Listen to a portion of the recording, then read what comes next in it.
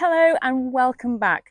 I cannot wait to show you what we have been up to over the last few weeks. It's been so busy here.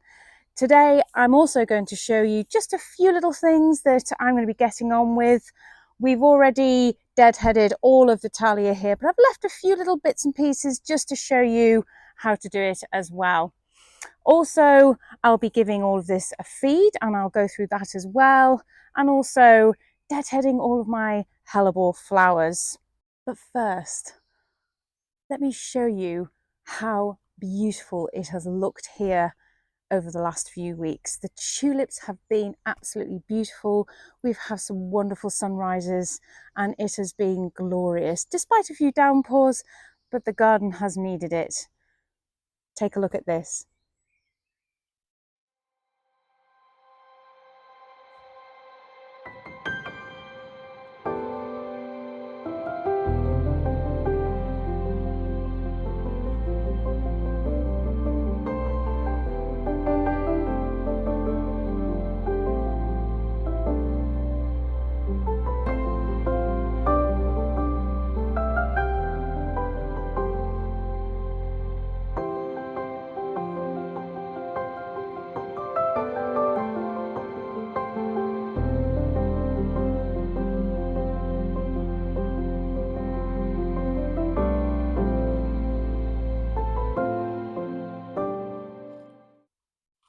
Wasn't that spectacular?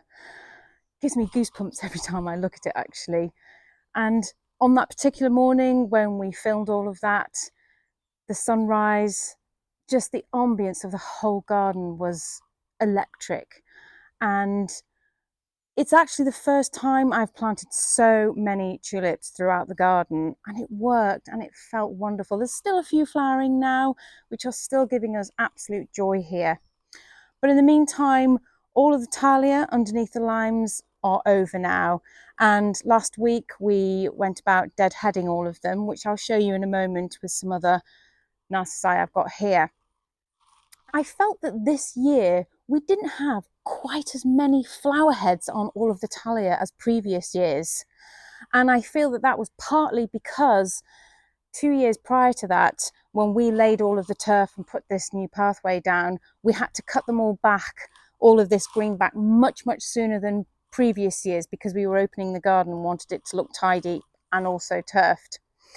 And I think it knocked back the flower production. Now, there's a really good way of bulking those bulbs back up again, and that is obviously to leave the green on for as long as you can until they start to go brown. So I won't be cutting any of this back until late May, early June. The next thing is to feed, and I'm going to be feeding these with this fish blood and bone mix here, which comes in this sort of powdery formula. Now all I'm going to do is wear some gloves, and what this is going to do is just going to nourish those bulbs, give them a nice bit of an extra boost so that we can get some extra flowers for next year. And this is what I'm going to do. It's as simple and as straightforward as this, giving them a scattering of granular feed. Now, if you've had some rainfall or you're due some rain, it's probably not necessary to water them in, but it's been a little bit dry here just recently. So I just want to make sure the fish blood and bone seeps in as best as possible and can start working as quickly too. Well, there's also another way of feeding your bulbs if they are in a pot, and this is how. when we created the garden, Tom put this section of wall in, and we decided to have a little section within it to plant up anything in particular. And it's been great. And I treat this as a bit of a container because it is technically a contained area where you would put some planting. And I planted tulips in here originally, followed by chives, and it worked fantastically for a good, I don't know, 7 to 10 years. And the tulips came back reliably until last year when they had tulip fire. So sadly, I had to take all the tulips out because you cannot replant tulips in their place for another 5 years due to the disease of the tulip fire. And I thought, well, let's go for something a little bit different. So I thought, well, let's have some little miniature narcissi. And these are called pubilo. They're going over now. And I underplanted them with these sweet little muscari called peppermint. I'll pop a picture on for you. And they have been a real triumph. I've really enjoyed them.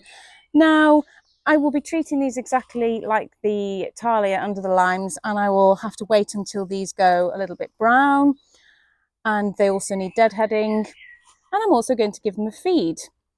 Now, in containers, a liquid feed is far easier and quick and easy to do. So I'm going to be using Tomerite, which is widely available, and you just add it into your water, or you can get it ready mixed as well, and simply water it in to help give them a nice boost for the following year. When it comes to deadheading, it's very simple, and you can just use your fingers as well. And we can tell this has completely gone over, and so is this one. And you can see that you've got this green bulbous section behind the flower head.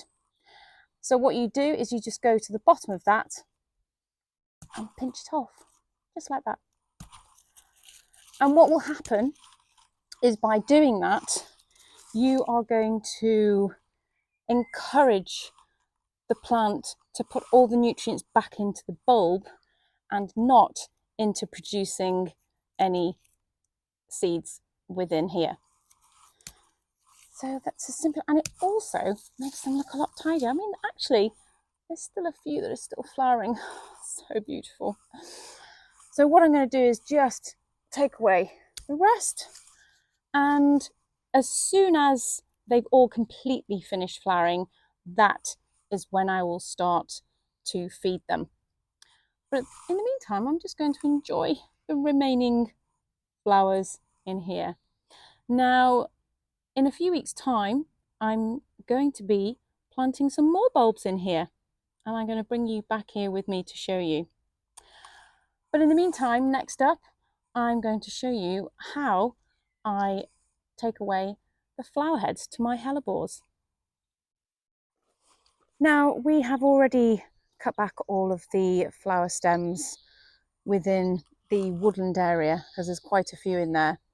And there's just a few more on the other side of the door, which is on the shadier part on the north side of inside the wall garden. And I'm going to show you how I do them in here.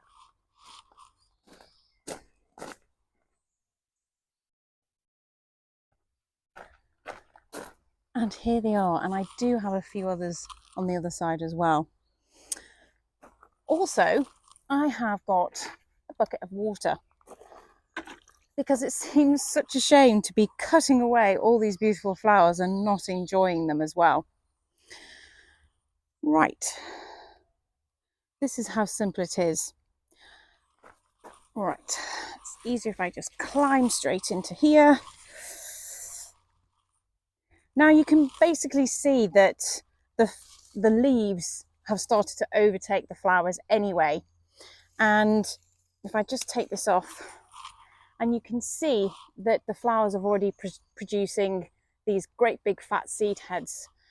And if I let these go to seed, I'm going to be inundated with hellebore seeds everywhere, which has happened many times before. And 9 times out of 10, they don't really come true. And also, they take many years until they actually start flowering. So what I'm going to do is deep dive right in and grab yourself a flower. So you've got yourself a flower stem and trace it right the way down to the base and all the way to the bottom. Try not to snip any of the leaves if you can. And there we go. And that will go straight into water. And I will just keep doing this process. So there's some more flowers here. And I will go avoiding a leaf, being very, very careful because there's still new leaves forming as well. And take that away. And I'll keep doing that until I'm just left with these lovely big leaves.